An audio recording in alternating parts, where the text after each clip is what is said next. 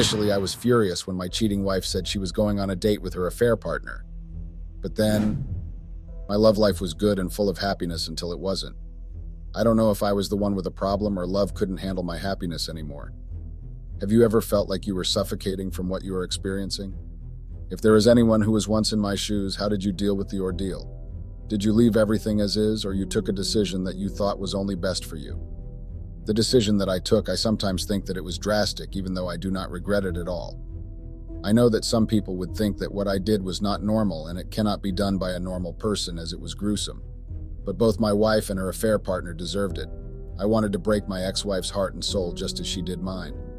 I trusted her so much I really thought that we had a good thing going on, but clearly I was fooling myself. I planned a very bitter but sweet revenge. I mean, you can't stab me in the back and think I would let you live to tell a tale. Let me tell you what happened. My name is Richard Collins, male 32. I have been married for 8 years to my university sweetheart Jessica Logan, female 28. We started dating in her first year in Washington University and I was in my second year. I remember the first time she approached me, she was a bubbly and beautiful lady. I, on the other hand, was just a weirdo studying computer sciences and she was doing economic studies. She was a very forward person, but I liked the fact that she was herself. We dated for a year and a few months and I proposed to her during summer holidays.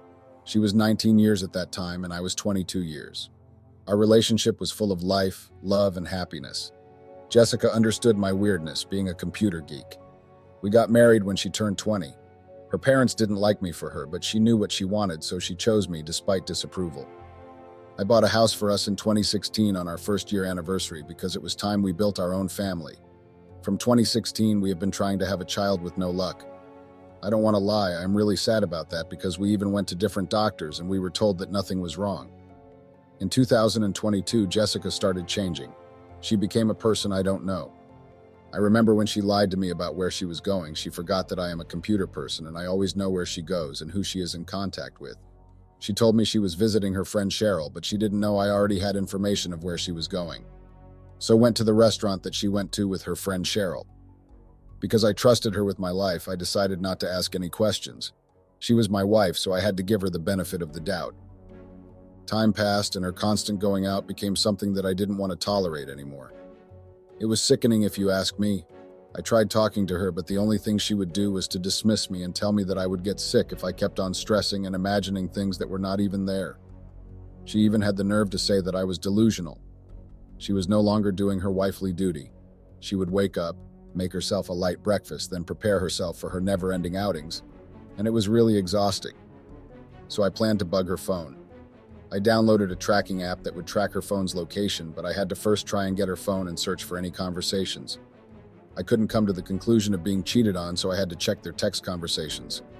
I wanted to know who this guy that she always laughs with on the phone and make her always go out and to find out what was really going on between them.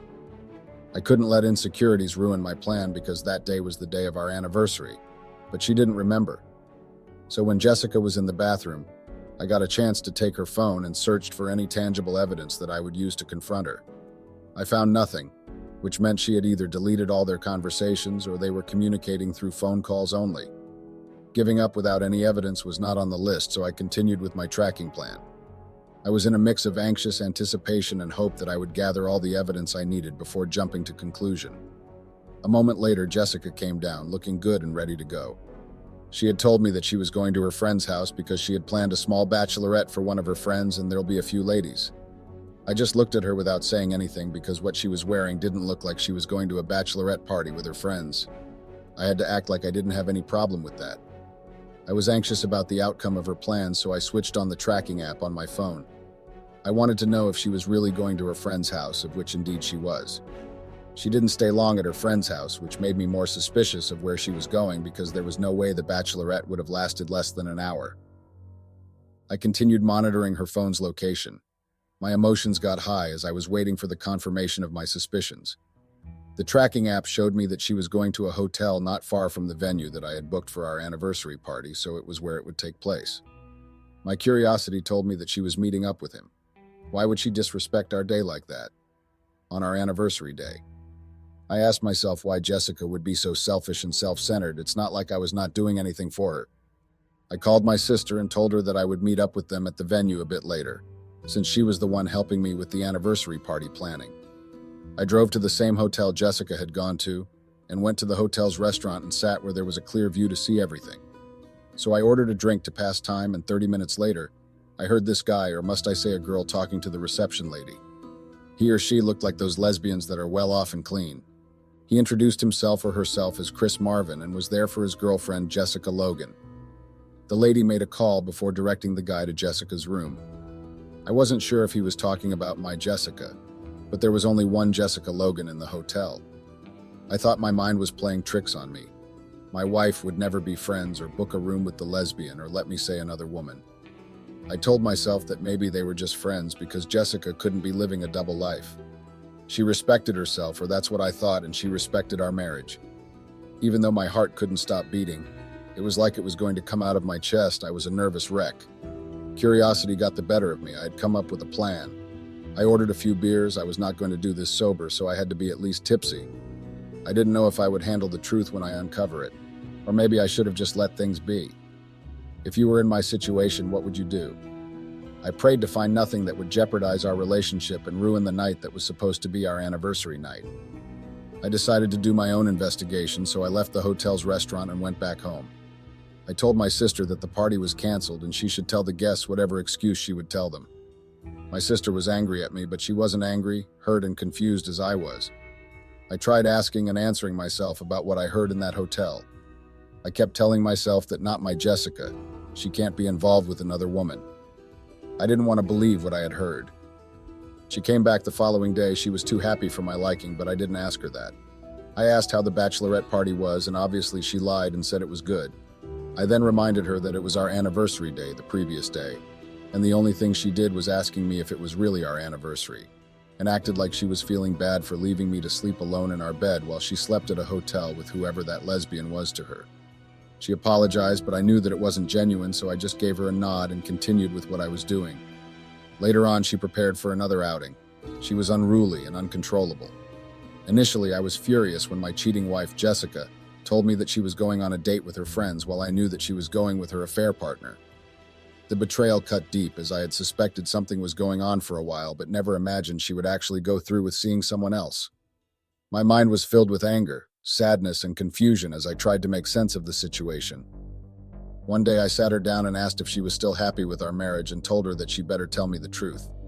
She then confessed that she was happy, but the happiness that she was getting in our marriage was not enough because she would feel like she was living a lie. I gave her the platform to further explain what she was saying. She then told me that she was bisexual. I had never heard of a name like that, so I asked what that was. She told me that she has feelings for both males and females, but she is mostly attracted to females. She explained that she was living a double life and that she wanted to tell me, but she didn't know how to without hurting me. I mean, I was already hearted, so why wouldn't she just spill the beans once and for all? I just looked at her crying in a river, then I bluntly asked if she meant that she was cheating on me with a woman. I didn't know what to say to her, but I was angry and furious at the fact that I was competing with a woman in Jessica's life. A week passed. I hadn't given myself to wrap my head around what Jessica has revealed. She came to the living room and found me going through some emails on my laptop. She told me that she was going out on a date with Chris, her affair partner. In her mind, she really thought that I had accepted the shitty explanation that she gave me the other night. I just looked at her without saying anything until she said that she was not going to be coming back. So my so-called wife was actually trying to live a polygamous or double life and expected me to be okay with that. But instead of succumbing to despair, I decided to take matters into my own hands and craft a plan for sweet revenge. I meticulously plotted a series of events that would not only expose her infidelity, but also make her regret ever betraying me. With each step of my plan, I felt a sense of empowerment and satisfaction, knowing that justice was being served in my own way. As the day of her date arrived, I watched from a distance as my plan unfolded, revealing the truth to her in a way that left her stunned and speechless. Seeing the shock and realization in her eyes, I knew that my revenge was not only sweet but also served as a lesson she would never forget. In the end, I walked away with a sense of closure and a newfound strength, knowing that I had stood up for myself in the face of betrayal. Jessica once told me about her friend Chris that had been supporting her through her struggles, something that was unknown to me. It was really strange because she had never mentioned anything about being depressed to me or upset. The idea of my wife seeking emotional support from other people was somehow painful, but learning that she wanted to be mentally involved with this new friend of hers was devastating. After I got tired of living the same as Jessica, I decided to move out of the house. We separated, but I wouldn't just give up on my marriage without a fight. I had to avenge my broken heart after she had played it like a yo-yo and thought that she would get away with it. As much as I would have been angry if she cheated with someone else, maybe another man, but to cheat on me with another woman. I take that as a pure disrespect because it meant that her desires for other women started a long time ago, maybe before we were even dating. I knew that if I wanted to avenge my heart, then I should move out so that I could brainstorm and orchestrate my revenge plan. I wanted it to be sweet and smooth and get them when they are least expecting.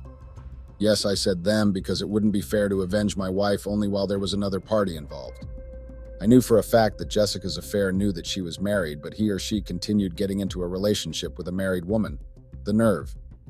As much as I knew that it was not going to be easy for my wife to confide in me because of my mental health problems that would sometimes come in between our relationship.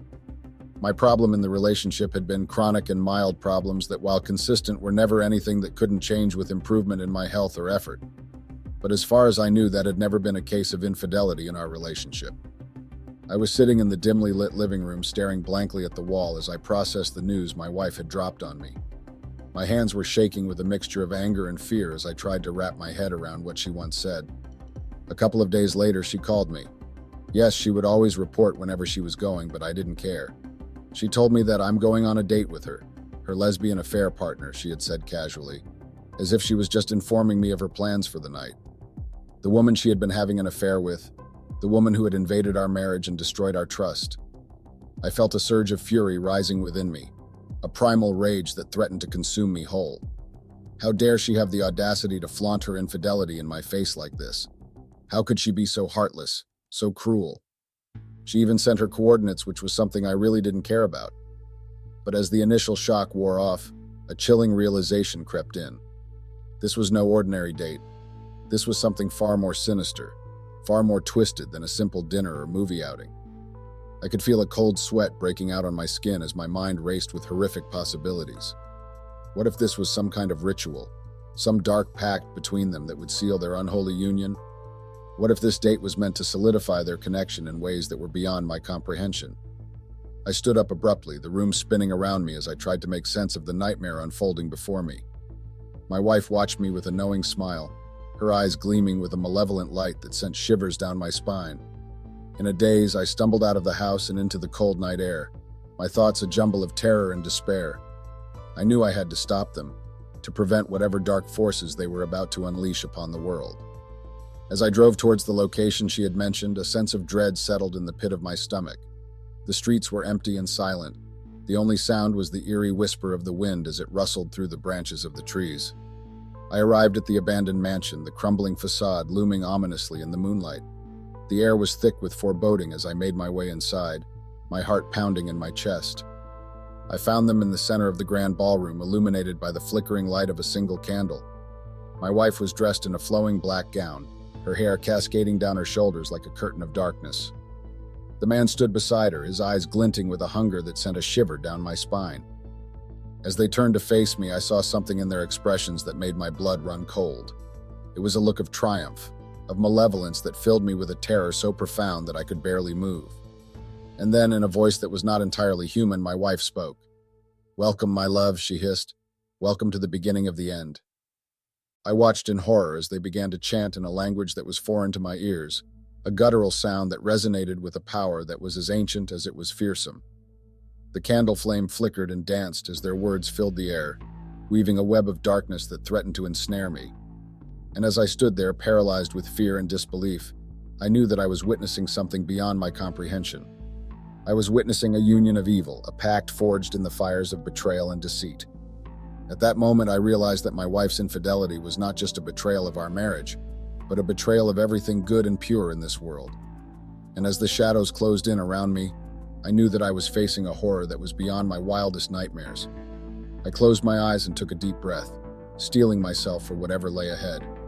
I knew that I had to stop them, to prevent their dark ritual from reaching its bloody conclusion. And with a newfound resolve, I stepped forward into the darkness, ready to face the horror that awaited me. I couldn't believe that my wife was not only cheating with another woman, but they were involved in the dark underworld activities. I didn't know the person in front of me, She looked like the devil himself, from the way she was busy smiling at whatever that they were doing, a goat being slaughtered. Yes, I was scared and I was close to peeing myself because what I was witnessing in that abandoned building was definitely not normal. But at the same time, I was enraged at the fact that she made me travel to an unknown and secluded place to make me witness such evil. I knew that as much as I wanted to avenge my broken heart, I also had to think of something brutal. I needed to gather something that would make her regret ever having feelings or being attracted to other women. I knew that something was off with her constant going out, but I only thought that she was only going to this lesbian affair partner of hers. One would think that she is an innocent but bubbly girl. They would say that she was an angel while she was just an angel of darkness. So I decided to investigate this lesbian affair partner called Chris. My conscience kept telling me that whatever it was that I would find was really dark and deep. I couldn't shake off the feeling that he or she was the one who introduced my wife, or must I say my ex-wife, to these dark cult things. I knew that this so-called Chris was not innocent, especially not after the trauma that they had made me witness. I had to find something that would destroy both of them. So my solution was to find the root of all the madness that they were busy doing. My investigation was for both of them. I needed every single detail about them. During my investigation and findings, I found out that my wife was actually in a paid relationship. Or must I say she had a transactional regular client, which kept buying whatever service she was offering. I couldn't believe that Jessica would actually play me like that. Another thing that I had found was that this lesbian affair that Jessica was busy with was actually from Africa and Ghana. I got that she was involved in some dark or witchcrafting group that usually recruits new members from around the world. The group that they were in would perform rituals, not just any rituals, but deep and very dark rituals where blood and human skulls were taken like chips. So in my findings, I think that Jessica was blinded by their relationship to a point that she didn't even see that she was getting herself in a trap. As much as my heart still loves Jessica, and I think it would be hard to move on and forget about her, but I didn't care about her. I mean, she is old enough to cheat and get herself in the dark world. My only mission was to destroy whatever that they have and make them suffer. A few days after I got home, since I had gone to our marital home, I found Jessica looking so livid. It was like she had seen a ghost or something. I didn't know how, and when she had come back from her friend's place, I greeted her, and she started apologizing about everything and promised to change. Well, not all promises are meant to be kept, because even when we started dating, she promised to be a better person than she was. Our whole relationship, she had been making promises after promises. Didn't she get tired? Because I got tired. A few days later, she was served with divorce papers. Then I asked her to sign them in peace. I was not going to be greedy. She was my wife, and she holds a very special place in my heart, so I opted to leave her the house that we were staying at, since she had sold her grandmother's house to pay for her studies when we were still dating. It was the least I could have done. I was not thinking of her well-being, but for her to be depressed until she says she can't do it anymore and maybe end her miserable and pathetic life. Time passed. She started throwing shades at me on social media, causing drama and calling me names, not thinking what he was doing was not going to affect me in any way. With all the evidence that I had got, I knew that it was my time to hit back and attack. Jessica thought that because she was popular on social media, she was untouchable. One good thing that I did on that fateful night was that I had taken the video. So I uploaded it online so that all her followers and people around the world to see the kind of woman that I had married. After she saw the video that I had posted on social media, she came back home like lightning. She asked why I had posted that video and told me how it would ruin her image. She then tried explaining what had happened when she talked bad about me, but I didn't want to hear anything, the way I was furious. I knew that if I was an aggressive person, I would have murdered her on the spot. As she was busy rambling, trying to apologize and explaining, I dropped a very huge and unexpected slap on her face. She got so shocked and she went to the living room trying to run away from my furiousness.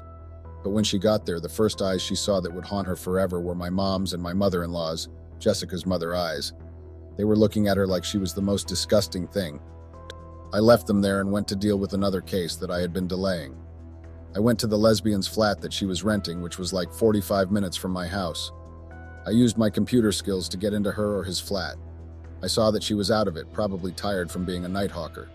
I poured the lesbian with cold water on her face and told to wake up. That time my adrenaline was on another level. I wanted to hurt someone bad. I wanted him or her to beg for my mercy. I tied him on a chair and told him to confess everything that they were doing in that cult-looking place. She was stubborn, but I showed her my dagger knife. As I was recording the whole thing, I called Jessica and let her affair do the talking. I had instructed that she should tell Jessica to come to his flat urgently. Luckily, my Jessica came, and the more the merrier, right? I also tied her on the chair next to her affair partner. I asked them to tell people everything that they were doing in the dark world. With each step of my plan, I felt a sense of empowerment and satisfaction, knowing that justice was being served in my own way. The videos started trending as they were telling the world their dark stories. I would feel my hair standing and my blood would run cold. My mother was really hurt because she had taken Jessica as a daughter, but she disappointed her. Jessica was busy begging me to stop the video, but I was enjoying every little thing that was happening. She kept apologizing, but I was not going to forgive her, even though in my heart she's still there. After the videos trended, I heard that the lesbian affair partner was actually a wanted suspect in his country. He was popular by abducting small kids and serial murdering. So somehow the videos I linked helped the police department to catch him. It was difficult having to end things with the person I loved and shared my all with, but I had to think of myself first, and I couldn't leave my mother alone. I am too young to die from Jessica and her affair's dark activities. Days passed, and I saw the news, and on the news they were reporting about an accident that had occurred not far on the highway that was not far from my house. When I looked closely at the car, I noticed the registration number, and I saw that it was Jessica's car. The way the car looked, I was not sure if she was still breathing or not, but the reporter then said that the victim was badly injured and fighting for her life in hospital. I wanted it to be scratched, but I guess she failed to use them. Her affair partner was arrested after they were done confessing their sins. Jessica got lucky because she was put in the victim's box. I also wanted her to have a taste of prison, but then again I thought that tempering with her car tires was the best option. I knew that I had done a lot to avenge my broken heart and those who were victims of the lesbian called Chris, but I was feeling empty inside. A few days later, I saw a very shocking video. The video showed the lesbian, who was my ex-wife's affair partner, getting panel beaten in prison. They were actually torturing the poor guy or girl. I knew if Jessica was to see the video, she would suspect me, even though I would have loved to have Chris tortured, but I was done with everything. I didn't care anymore. Surely she would blame me for whatever that was happening in her life and forget that she was the one who went outside our marriage and cheated. Not once or with one person, but with two people. Was I not good enough for her to do me dirty like that? I checked my socials to see what was trending and going on in the world. The first thing I saw were pictures of Jessica and her lesbian affair partner, Chris. It looked like someone had posted them and wrote a lot of bad things about her. It showed that I was not the only one that she had wronged. She had enemies. I once suspected that it may be her friend because she was the only person who was pretty much angry at the things that Jessica was doing with her AP. People were dragging her name to the mud to a point that I actually felt sorry for her because as much as she had done me wrong, and I avenged myself for that. I believed that she deserved a break after everything that had been happening. Sure, she was furious, angry, and hurt because whoever did that really ruined her life and my reputation more. Days later, I decided to find out who had linked the pictures of Jessica and her affair. Not that I cared, but I wanted to know the person who had that gut, only to find out that indeed it was her friend. Jessica didn't only ruin our relationship and marriage, but she also ruined her relationship with her friends because she was busy head over heels with her witch affair partner. Her name was tarnished to a point that if she were to try and pick herself up, it would be hard. About a week later, I had to fix myself and try claiming back my life. Jessica had made the apology video she sent to my sister. I think she got her number when she texted her a long, angry text swearing at her. Jessica had started calling and texting me apologizing.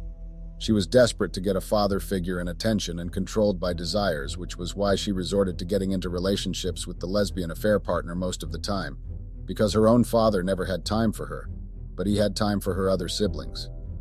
And somehow I also didn't have time for her, which was a very stupid excuse if you ask me. I wondered why she had never told me that. I mean, I was her husband, so I had a right to know. I know I had been a bad husband to her because I was busy chasing money and making sure that I do not let my father down in his grave because he had trusted me to continue with his legacy, which was an IT company. I felt really bad that I was also the cause of her resorting to spending time with other people outside our marriage. Not that I regretted putting her sexual or love affair in jail. He or she deserved it and everything that is still coming to him or her. It had been 6 months since I found out about my wife's infidelity. The pain and betrayal cut deep, leaving me feeling lost and broken. I never would have imagined that the person I had spent the last 10 years of my life with could do something so cruel. I spent countless nights tossing and turning, haunted by the image of my wife with another woman. The questions swirled in my mind like a never-ending storm. Why did she do it? Was I not enough for her? What did this other woman have that I didn't? I tried to bury my pain in work, throwing myself into projects and deadlines to distract myself from the reality of my crumbling marriage. But no matter how busy I kept myself, the pain was always there, bubbling just beneath the surface. I found solace in therapy, seeking guidance and understanding from a professional who could help me navigate the murky waters of betrayal.